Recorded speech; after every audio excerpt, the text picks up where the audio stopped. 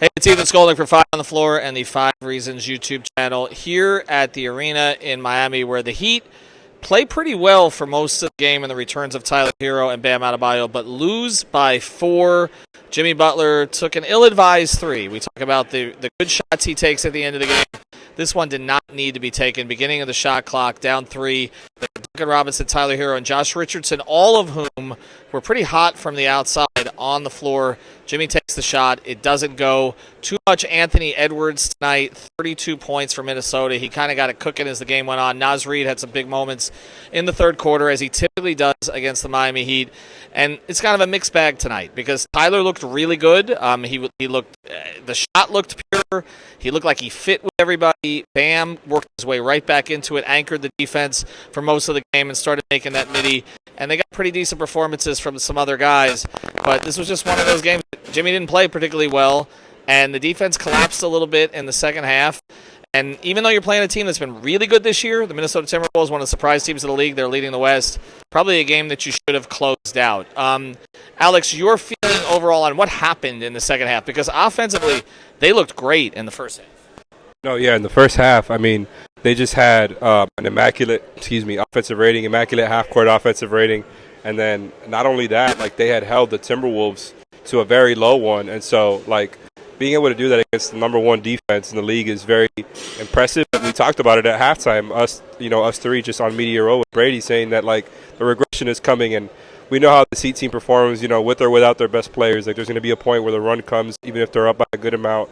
And we knew it was coming. The Timberwolves had, I think, the second best record in the league coming into this game. And they show why. Like, they have a lot of size. They're really disruptive on the defensive end. Obviously, have great rim protection with Gobert. And I think all of that stuff kind of came apart in the second half a little bit. And not only that, like, they were destroying the Timberwolves through the first half with turnovers and points off turnovers. And kind of, the Timberwolves caught up there. And I think just with that, like, it was kind of enough where, you didn't get the right shot by Jimmy there. And, you kind of live and die with his shot selection at points. It's kind of like what they used to do with Dwayne. You got the game winner the other night. You're going to have a night like tonight where he takes a shot that most people don't like. And I didn't love it either. Like, you had, Brady mentioned this too. You had Tyler and Duncan out there on the floor, which was very interesting to us because they hadn't run it all game. And then, I get like trying to get up an early one, a quick one, but his feet weren't really set. He kind of bobbled the ball a little bit. And it's hard to blame it all on one shot, but that's what it ended up coming down to because they got really great performances, I thought, all around. And it ended up just, coming down to Jimmy's shot. But it was really cool to see most of the team healthy and what this team can look like when everybody's out there.